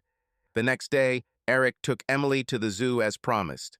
Lisa said she'd try to join, but ended up calling and apologizing to meet a client. Eric stood by the giraffe enclosure, watching Emily excitedly feed the animals, but his mind was elsewhere. He remembered how Lisa used to drop everything to spend the day with them. Now, more and more often, she chose work. When they got home, Lisa was in the kitchen, cooking dinner. She looked guilty. I'm sorry I couldn't come, she said, chopping vegetables. This project is going to kill me. Nothing, Eric shrugged, but his voice was colder than he intended. Emily had fun. She did ask why you weren't there, though. Lisa lowered the knife and looked at him. I know I screwed up. I promise we'll have a family day next week. Just the three of us. By early September, Eric Wilson felt his marriage to Lisa was beginning to crumble. Her constant lateness at work, evasive answers, and distantness at home made him uneasy, but he tried to trust her. Lisa was his wife, the mother of their daughter Emily, and he did not want to believe that she was capable of betrayal. However, her secret meetings with David Crow, which she called business, became increasingly personal, and Lisa became more and more confused about her feelings. She assured herself that it was not serious, but her actions said otherwise. One evening, everything changed when Eric decided to surprise Lisa, which turned out to be a crushing blow for him. Eric was sitting in his Palo Alto office, finishing a report for a client. It was Friday, and he was looking forward to a rare evening alone with Lisa. Emily was staying with her grandmother in San Diego. He and Lisa hadn't seen each other much in recent weeks. She was home late, absorbed in a new project, and Eric was busy with his work. He decided to surprise her by picking her up from the office and taking her to their favorite Italian restaurant in Westwood, where they had often visited during their college days. Leaving early, asked his colleague Dan, looking into the office. You usually sit here until night. I want to pick up Lisa for dinner, Eric smiled, closing his laptop. Emily is at her grandma's, so we have the evening free. Romance, huh? Dan grinned. Don't forget flowers. Women love that. Already in the plan, Eric winked, grabbing his jacket. He stopped at a flower shop and bought a bouquet of lilies, Lisa's favorite flowers. On the way to San Francisco, he turned on their old playlist, and Coldplay's Clocks brought back a warm, nostalgic feeling. He remembered singing it with Lisa on the drive back from Carmel after his proposal. Things had been easy then. Now he felt Lisa drifting away, and he hoped that this evening would bring them back together. Lisa's office was in downtown San Francisco, in a modern building with large windows. Eric parked his car and took the elevator up to the 5th floor. It was about 7 in the evening, and the office was almost empty, with only a couple of employees sitting at their computers. Lisa had said she would be working late, and Eric headed toward her office, clutching a bouquet. The door was slightly open, and he heard her voice, low and slightly amused. He smiled, expecting to find her on the phone, but when he peered through the crack, he froze. Lisa stood at the table, her dress hiked up above her hips and her blouse unbuttoned. David Crow, a tall man in a dark shirt, held her close. Eric felt his heart stop. The bouquet fell from his hands, the lilies scattered across the floor. He couldn't move, couldn't breathe. This wasn't just cheating, it was a betrayal of everything he considered their life. Lisa, his Lisa, was giving herself to another man right in her office. He stepped back, trying not to make a sound, and quickly walked out of the office. In the elevator, he leaned against the wall, feeling his chest burst with pain. He threw the rest of the bouquet into the trash can by the entrance and got into the car. The drive home was like a fog. The music in the car sounded muffled, as if from another world. Lisa arrived home around 10, her hair slightly disheveled and her cheeks still flushed. She dropped her bag on the couch and walked into the living room, where Eric was sitting with a bottle of beer, staring at the switched-off television. His face was pale and his eyes were empty. "Hi," Lisa tried to smile, but her voice wavered. "You're early today. Is everything okay?" Eric looked at her, and there was such pain in his gaze that Lisa felt her heart squeeze. "Where have you been, Lisa?" "At work," she answered quickly, but her hands were shaking. "Meeting with a client. I told you so." "With David," Eric said the name slowly, as if tasting it. Lisa nodded, trying to keep her composure. "Yes, we were discussing the campaign. Is something wrong?" Eric put the bottle down on the table and stood up. His voice was cold but calm. "I was in your office. I wanted to pick you up for dinner, but you were busy. With him." Lisa went pale, her knees buckling. "Eric, it's not what you think," she began, but her voice broke. "Not that." Eric raised his voice, but then pulled himself together. "I saw you, Lisa. You and him. You were in his arms on your desk. Don't tell me it was just a meeting." Lisa covered her face with her hands, feeling tears sting her eyes. "Eric, please. I don't know how this happened. I didn't mean to." "You didn't want to?" Eric stepped toward her, his eyes full of pain. "You slept with him, Lisa, right there in the office. How could you?" I, I'm confused," Lisa sobbed, trying to find the words. "I love you, Eric. It was a mistake. Please let me explain." "Explain?" Eric shook his head, his voice shaking. "You betrayed me. You betrayed Emily. I don't want to hear your excuses. I need time." He turned and walked into the bedroom, slamming the door. Lisa collapsed onto the couch, her body shaking with sobs. She knew she had gone too far, but only now did she understand the price she would have to pay. She wanted to run after Eric, to beg him to forgive her, but his words "you betrayed me" echoed in her head, and she couldn't move. The morning after Eric Wilson found Lisa in her office with David Crow was the hardest of his life. The pain of his wife's betrayal was tearing him apart, but he was trying to keep it together for the sake of their 5-year-old daughter, Emily, who was due home from her grandmother's in San Diego that evening. Lisa, racked with guilt, spent the night on the couch, unable to sleep. She knew her actions had broken Eric's trust, but she still hoped she could explain, plead, make things right. Eric was determined not to let his emotions get the better of him. He wanted the truth, but he wasn't sure he was ready to hear it. Their marriage, which had seemed so strong, was hanging by a thread, and this conversation would determine their future. Eric woke early, around 6 in the morning, but he didn't feel rested. He lay in their bedroom, staring at the ceiling as the sun shone through the curtains. Images from the night before Lisa in David's arms, her dress disheveled, their closeness flashed through his mind like scenes from a nightmare. He got up, took a shower, and went down to the kitchen to make coffee. Lisa was already there, sitting at the table, her eyes red from crying. She looked exhausted, her hair pulled back into a messy ponytail, her dress from the night before replaced by an old UCLA t-shirt. "Eric," she began quietly as he entered. "Can we talk?" Eric poured coffee into his mug silently, his movements slow, as if he was buying time. "Yes," he said finally, sitting down opposite her. "Go ahead." Lisa swallowed, her fingers fiddling nervously with the hem of her shirt. "I don't know where to begin. I screwed up, Eric.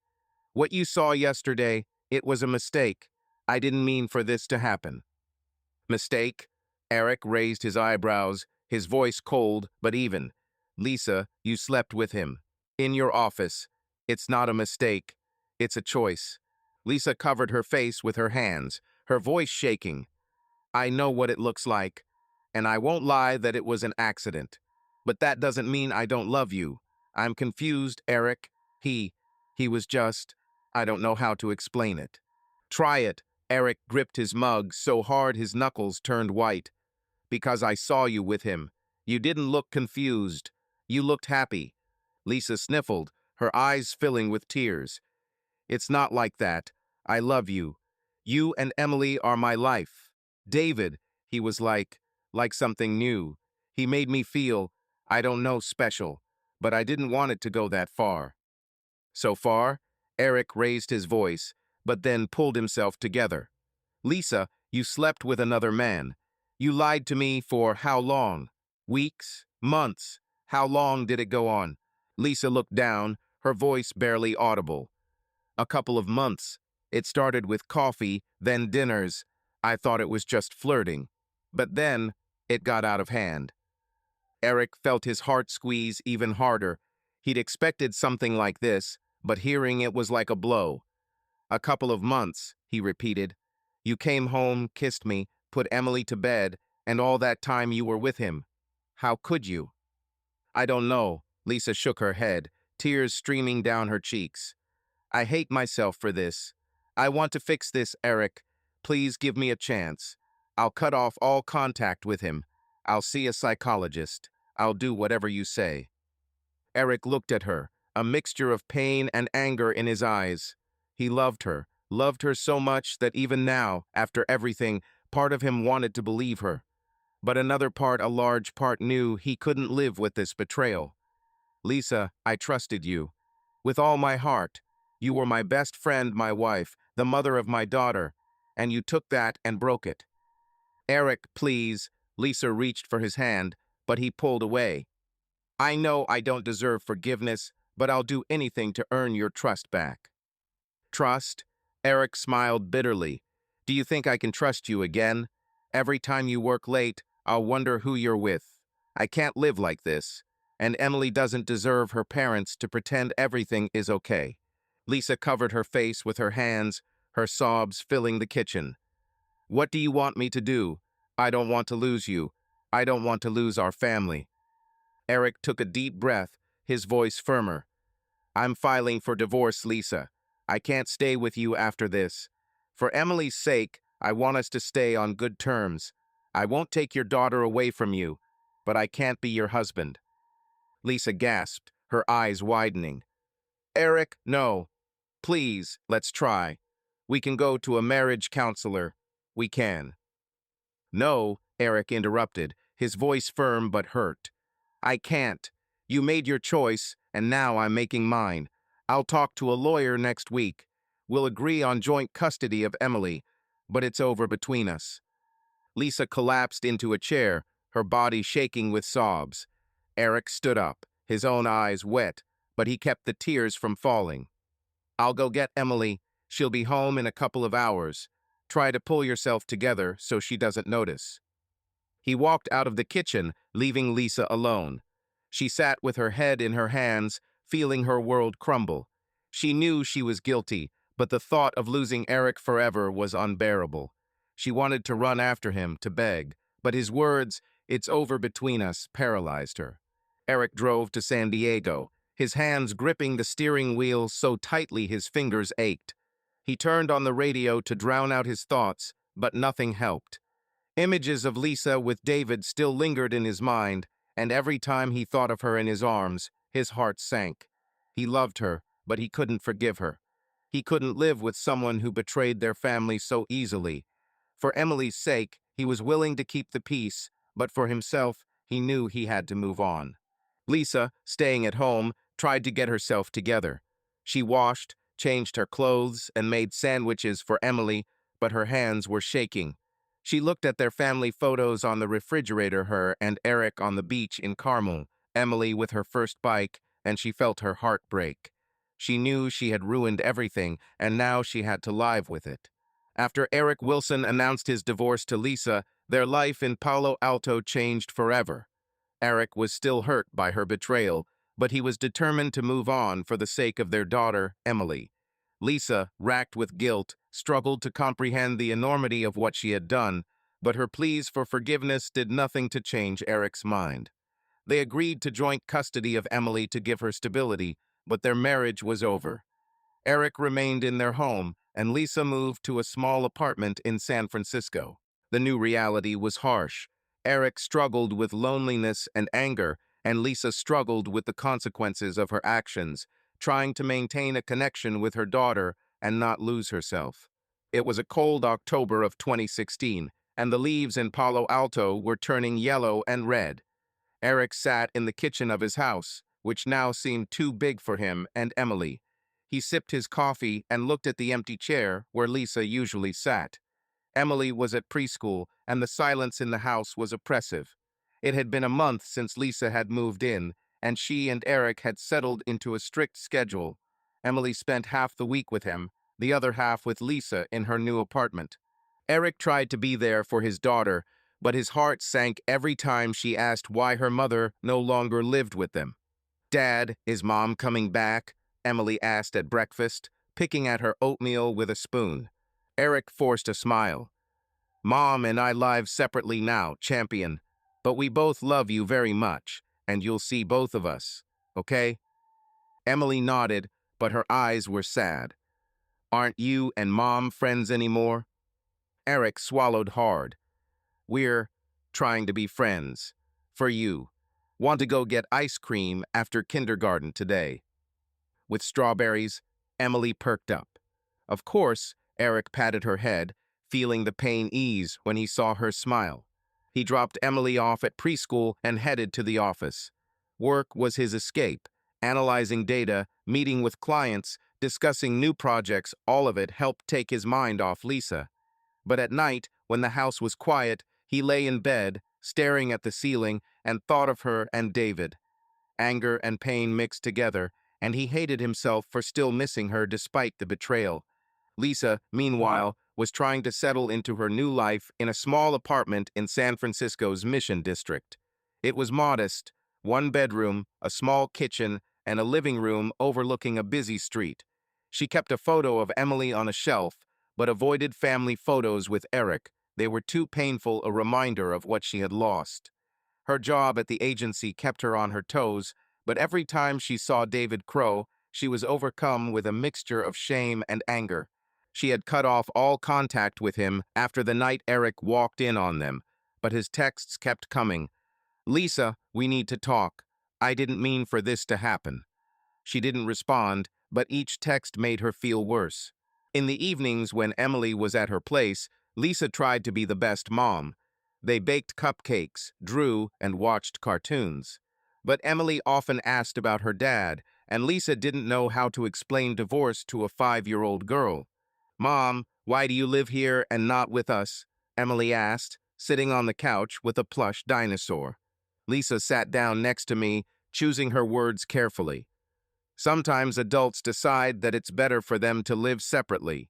But that doesn't mean we love you less. I'll always be your mom, and your dad will always be your dad. But I want you to be together, Emily pouted, and Lisa felt tears welling up in her eyes. I know, sweetie, she hugged her daughter. We'll try to make sure you're happy with both of us.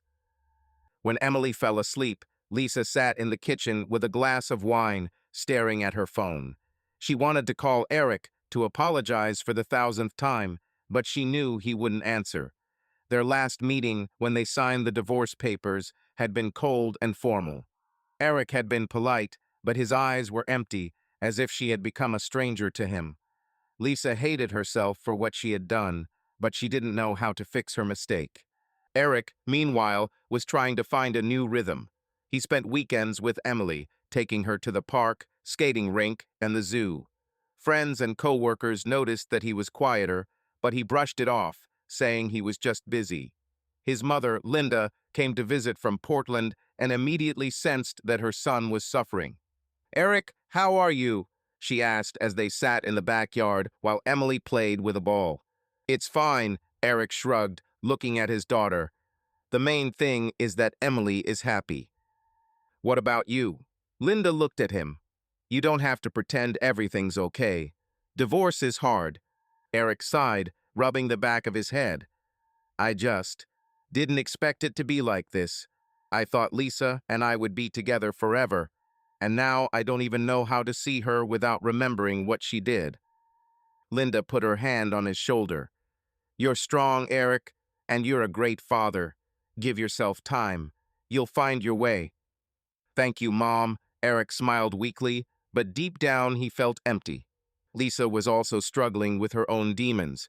She had booked a session with a therapist to figure out why she had crossed the line with David. At the first session, she sat clutching a napkin and trying to explain. "I don't know why I did it," she said, looking at the floor. "Eric is the best person I know. We had the perfect life. But with David, it was like I was alive again. Like I wasn't just a mom or an employee, but someone else." "And who did you want to be?" asked the psychologist, a middle-aged woman with a soft voice. Lisa thought about it. "I don't know. Maybe Lisa dreamed of more in college, but I destroyed everything I had."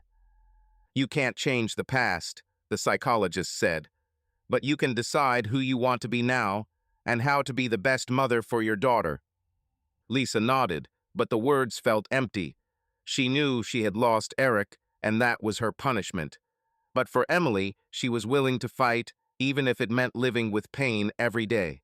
Eric, coming home from work, looked at Emily sleeping in her room.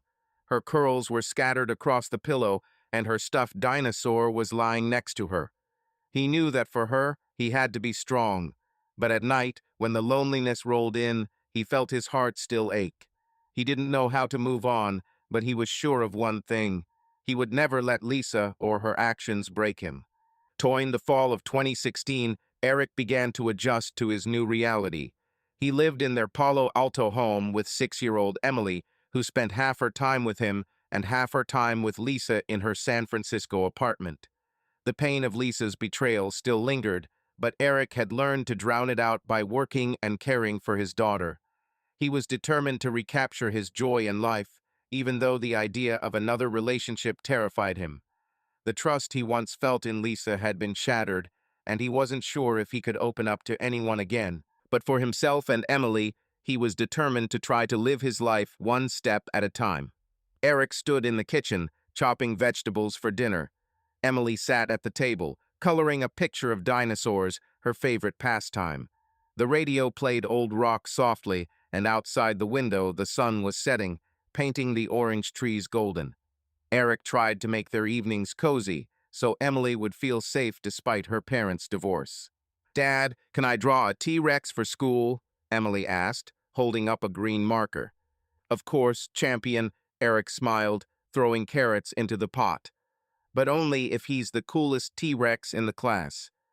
"It's going to be huge," Emily giggled. "Will you come to the school concert? I'll sing about the stars." "I wouldn't miss it for anything," Eric winked. I might even sing with you." "No, Dad," Emily rolled her eyes. "You sing like a cat." Eric laughed, feeling the warmth of her words dispelling the sadness. Emily was his anchor, and he tried to be strong for her. But after she went to bed, the house was too quiet. He often sat on the couch with a beer, replaying the past year in his head. The image of Lisa and David still lingered in his mind, but now it brought not only pain, but also determination to move on. His friend Dan, a co-worker, noticed Eric had become withdrawn and decided to snap him out of it. "Listen, stop sitting at home," Dan said over lunch at the office. "Let's go to a bar on Friday. A couple of guys from our team will be there. Nothing serious, just a beer." "I don't know," Eric shrugged, picking at his sandwich. "I'm with Emily this weekend." "She's at Lisa's half the time." Dan narrowed his eyes. "Come on, Eric. You can't be a dad and a worker forever.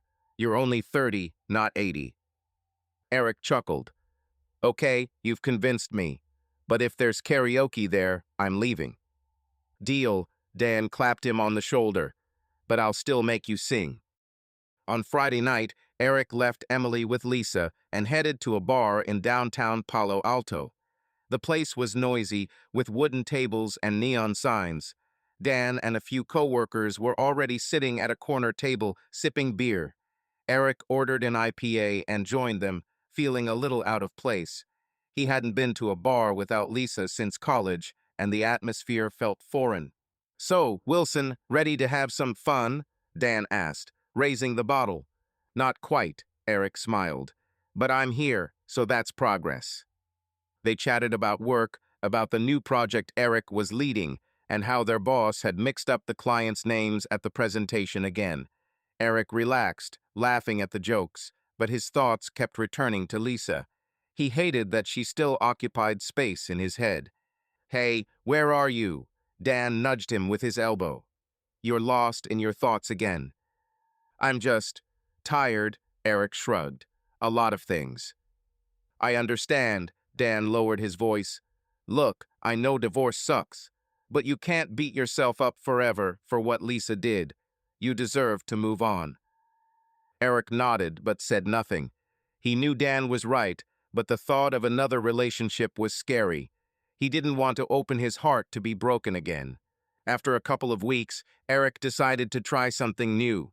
He joined a gym near his office and started going to workouts after work. Running on the treadmill and working out with a trainer helped him get rid of his pent-up anger.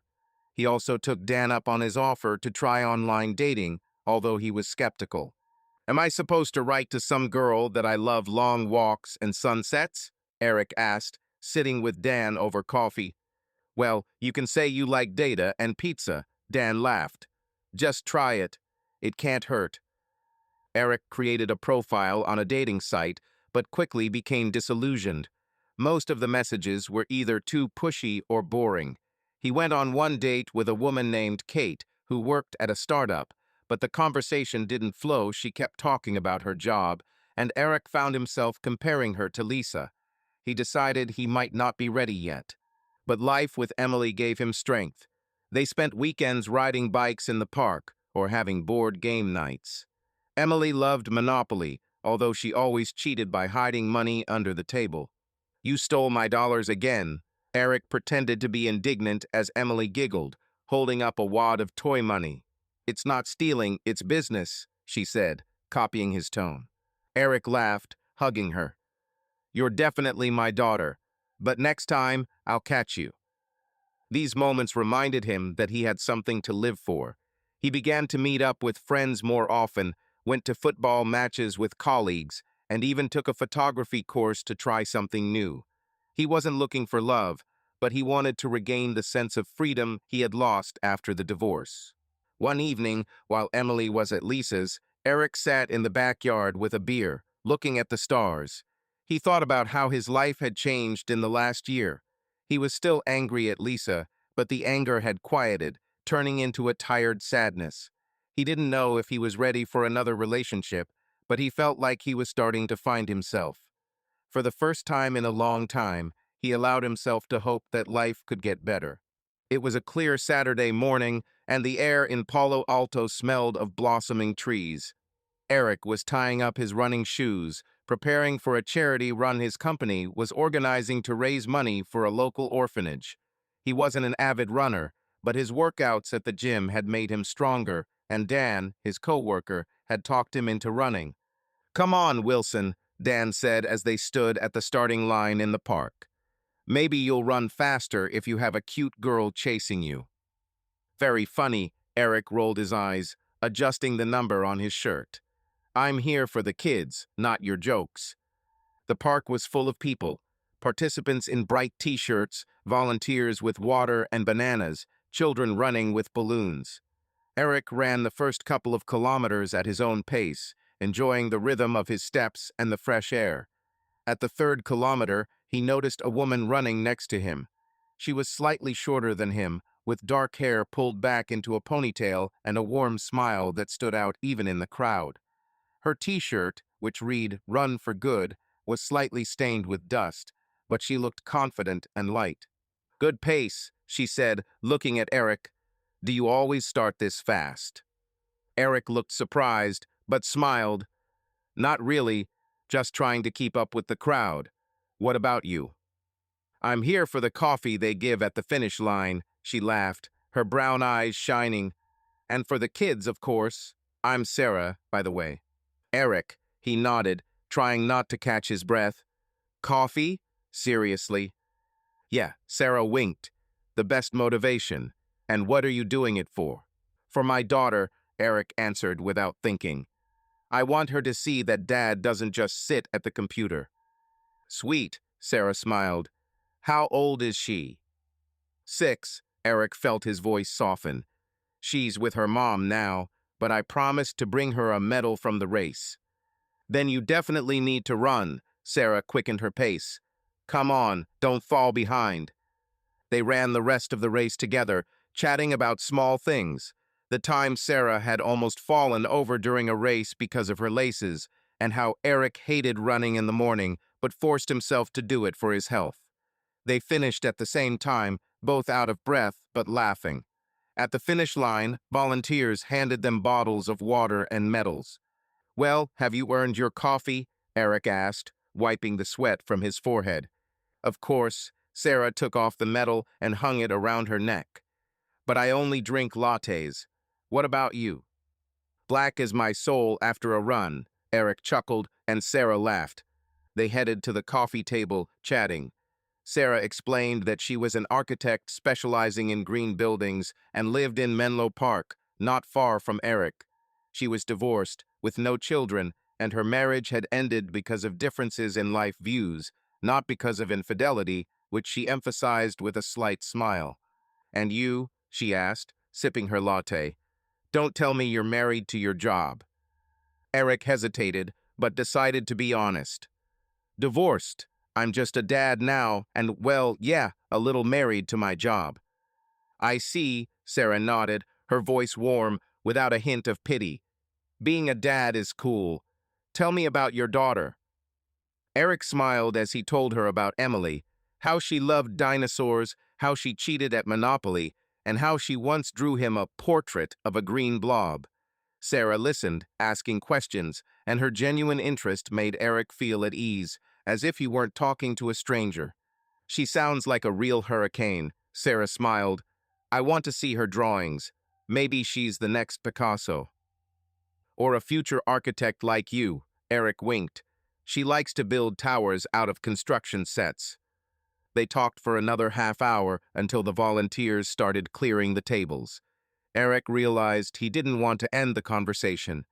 "Listen," he said, a little nervously. "Maybe we could get coffee sometime, not after the race, but at a real coffee shop." Sarah looked at him, her eyes glittering. "Only if they make good lattes. Give me your number and I'll think about it." Eric laughed, wrote his number on the piece of paper from the medal, and handed it to her. "No pressure, but I'll wait." "We'll see," Sarah smiled, putting the paper in her pocket. "See you later, Eric." In the evening, Eric returned home, where Emily was waiting for him with Lisa, who had brought her from San Francisco. Emily rushed to him, seeing the medal. "Dad, did you win?" she asked, fiddling with the shiny ribbon. "Well, not quite," Eric picked her up. "But I made it to the end, and that's already a victory." Lisa stood in the doorway, her face tired, but she smiled. "Good job. Emily's been talking all day about how you're going to run faster than anyone." "Thank you," Eric nodded, trying to be polite. Their communication had become formal since the divorce, but for Emily's sake, they kept the peace. "Are you in town for long?" "Just until tomorrow," Lisa shrugged. "I have work, but I'll pick Emily up on Wednesday, like usual." "Okay," Eric lowered Emily to the floor. "Come on, champion, I'll show you how to make pizza." Lisa left, and Eric busied himself with dinner, but his thoughts were on Sarah. Her smile, her ease, her sincerity, all of it was new, but not intimidating. For the first time in a year, he felt ready to try something new, even if it was just coffee. The next day, Sarah texted, "Coffee at Beans in Palo Alto, Friday, 7 p.m. Don't be late." Eric smiled as he read the message and replied, "I'll be there. Latte on my way." He didn't know where this meeting would lead, but he felt that it could be the beginning of something good. Subscribe to our channel so that your love doesn't cheat on you, and go ahead and listen to the next story, because this story is nothing compared to the next one. If you're under 18, don't even think, click to the next one.